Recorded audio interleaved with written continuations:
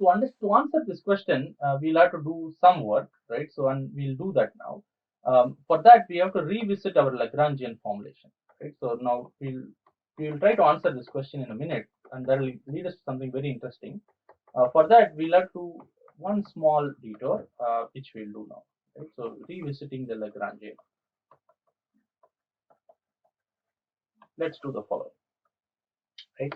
So remember, we know that min over so we know the following, right? So because of duality, we know that min over w max over alpha greater than 0 f of w plus g of plus alpha g of w is equivalent to max over alpha greater than or equal to 0 min over w f of w plus alpha g of w if f and g are convex, which is what we are assuming now.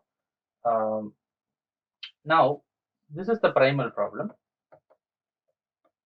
and this is the dual problem.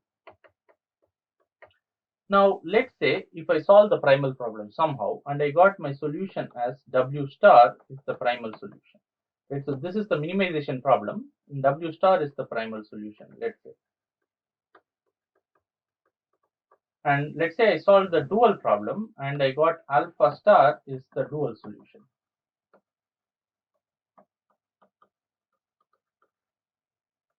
Right, so let's say I solve the primal problem and I solve the dual problem. Now let's say I try to plug in the value of the primal solution into this, right? So which means that I want to find out what does the primal solution, what does this value look like? A max of alpha greater than or equal to 0 f of w star plus alpha g of w star. This is what this will look like.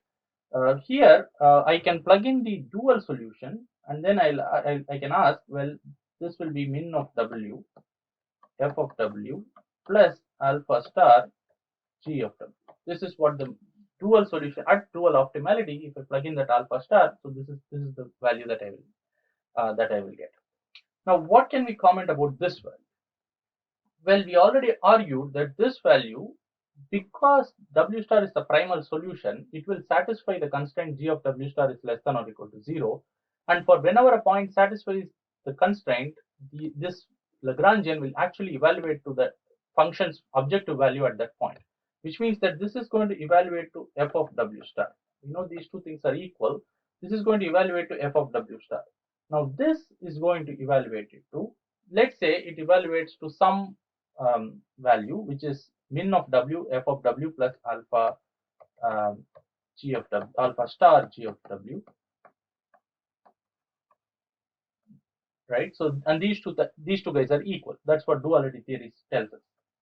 Now what I can do is that, well, because this is a minimization over all w, I can actually plug in the w star and then argue that, well, the minimum value has to be less than or equal to what w star would have given, where w star is the primal solution, which means that this is going to be less than or equal to any w evaluated at any w and in particular at w star, right? So which means that this value is going to be less than or equal to f of w star plus alpha star g of w star.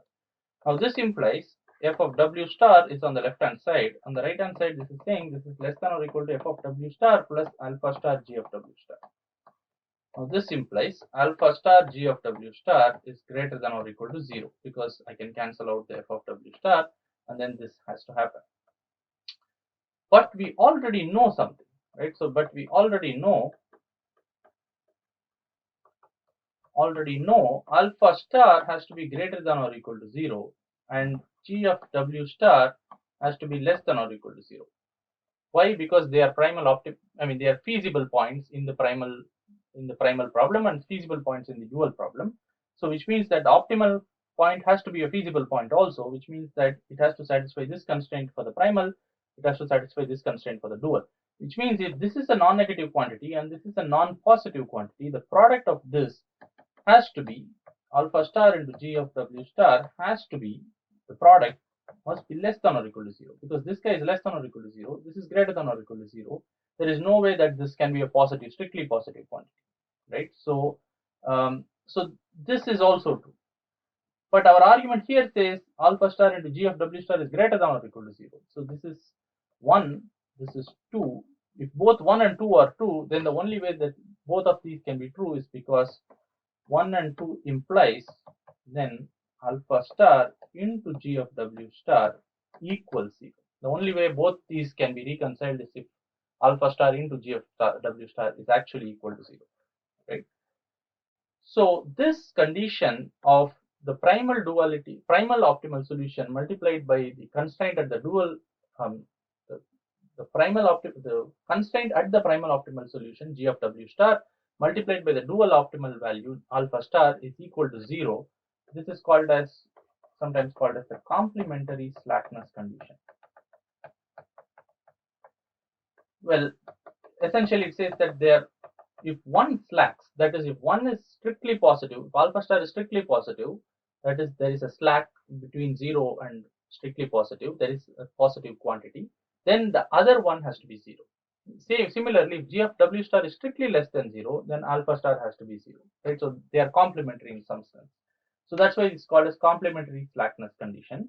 For multiple constraints, something similar holds, right? So because we always have to deal with multiple constraints,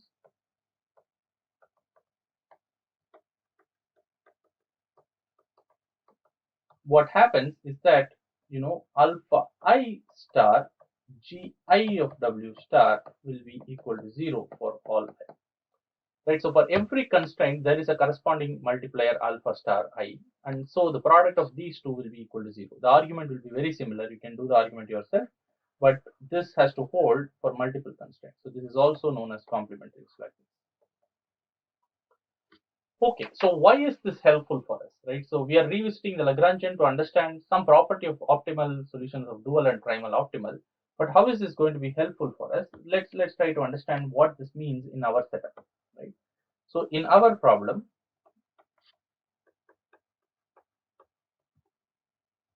so what are the implications, right? So in our problem, what does this mean? This means that alpha I star into gi of w star, if you remember, is 1 minus w star transpose xi into yi. This is gi of w star, right? So this product has to be 0 for all I. That is, if I take any point I, the corresponding constraint 1 minus w star transpose xi yi has multiplied by the corresponding Lagrange multiplier alpha I star has to be 0, right? So that is what complementary slackness is, right? So this by complementary slackness.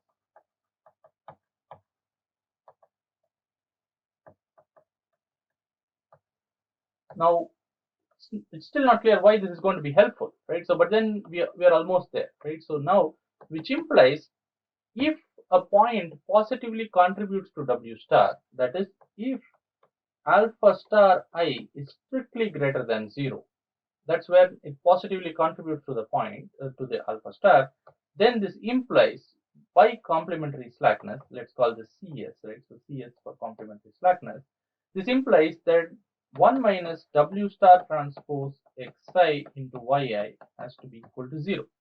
Only then the product will be 0. Now this implies w star transpose xi into yi equals 1. That is, whenever, if you solve the dual problem and you find a particular data point I has its corresponding alpha star E is strictly greater than 0, then the corresponding point will satisfy w star transpose xi yi equals 1. Now what does it mean to say the corresponding point will satisfy w star transpose xi yi equals 1, right? So now here something very interesting happens in picture, right? So let's say we have points like this which are plus,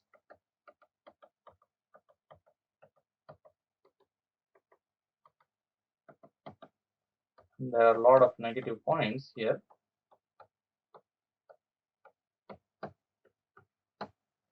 Now let's say this is our w star that we got as answer by solving the problem, and now we observe that, you know, of course this is the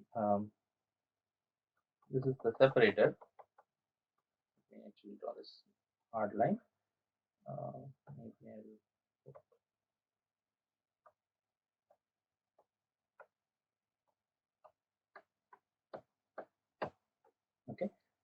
So the corresponding margin lines are going to look like this, right?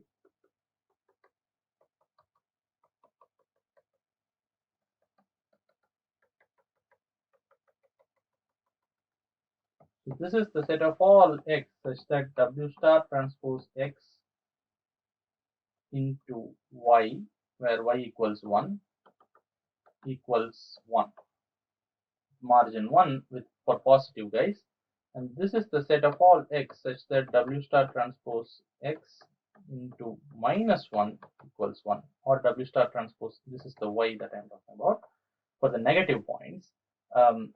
Now what is this saying? Well, if alpha star, if I solve the dual problem and I find alpha star is greater than 0, that is, it positively contributes to my W star, then it means that W star transpose xi y equals 1, which means that it has to be either on this line or it has to be on this line. In specifically, right? So this means that all these points, right? So every other point here is not going to necessarily contribute, it's not going to contribute to my W star at all, right? So all these points which are not on the line, if the point is not on the line, then it implies alpha star is not greater than 0, but then alpha star has to be greater than or equal to 0, which means that for all the circled points, right, so alpha star I equals 0. That is, they don't contribute to my W star at all. So the only guys who contribute to W star, only possible guys are those that are on this line, right? So it might so happen that there are points on this line which don't contribute also, but then which might have alpha star 0. That we are not saying, because the implication is saying that if alpha star is greater than 0, then it has to be on this line, right? So which means that there are a very small subset of points which are really going to contribute to your W star, right? So now essentially what then we are saying is that this algorithm automatically gives you a way to pick the most critical points from billion points. You might have billion points, but then there are only going to be like hundreds of points, even tens of hundreds of points on these supporting hyperplanes, and those points are the only ones that really matter for your W star. Everybody else does not really matter. So which means you can throw away the rest of the points and only work with these points, right? So if you want a W star, you can only use these points to get that W star. And especially this is important because when you have a kernel, right, so you are never going to reconstruct your W star in a high dimension exactly. You'll only do a dot product with a new test point, and when you have to do that, you only have to retain these small set of points. You can throw away the rest of the points, right? So and that's why this algorithm is so elegant in the sense that it says that it automatically gives you a way to compress your data set into a small set of points. Now all the points which are relevant to our W star, right? So so let me make that comment. Only the points that are on the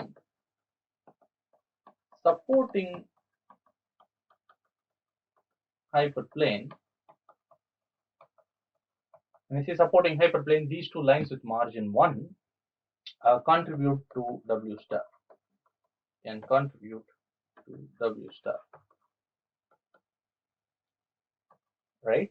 So now these points necessarily, I mean, they are special points. These special points, by the virtue of the fact that they are on the supporting hyperplane, we are going to call them support vectors because they are on the supporting hyperplane, right? So and this algorithm, because it relies so much on the support vectors, right? So it essentially finds the support vectors, is called as a support vector machine algorithm. Machine is just a fancy word, but main idea here is that it uses these support vectors, right?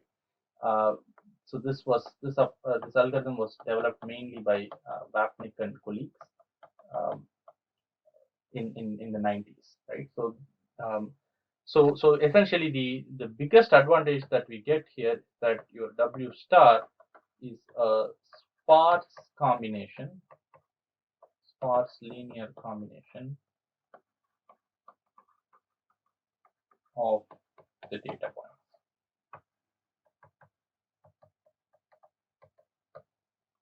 Right. So again, so in the kernel version, right? So now you can also kernelize this by looking at the dual, right? So you'll solve the dual problem, get these alphas. Now, how would you solve the x test point, right? So you need an x test. Given x test in the kernel version, what would you want to do? You want to calculate w star transpose x test, but you know w star transpose x test is just sum over I equals 1 to n alpha star I xi yi transpose x test, which is sum over I equals 1 to n alpha star I yi xi transpose x test. There is a dot product involved here. So in the corresponding kernel version, you will have given x test, you want to calculate w star transpose phi of x test, where w star is the higher dimensional w star, which will be equivalent to sum over I equals 1 to n alpha star I yi, the kernel at xi comma x test. Now to evaluate this, if you have a billion data points, what is the advantage that we get here is that your alpha I star are only going to be positive for a small set of data points, which means that you're only going to retain those alpha I star and their corresponding yi. So now your test for a given test point, you can make a prediction only based on a small set of support vectors, right? So it's going to be greater than 0 only for support vectors. And so you can maintain very small set of data points. Even if you had a billion data points, maybe you can maintain just 100 data points and you'll be able to make classifications really easy. That is the power of this method, right? So this is the support vector machine algorithm. Now at this point, we have a very solid algorithm which can be kernelized and is also has the attractive properties of sparsity in terms of W star, but there are several lingering questions still that remain, right? So let me put down these questions and then we'll answer these next. So what are the questions that still remain?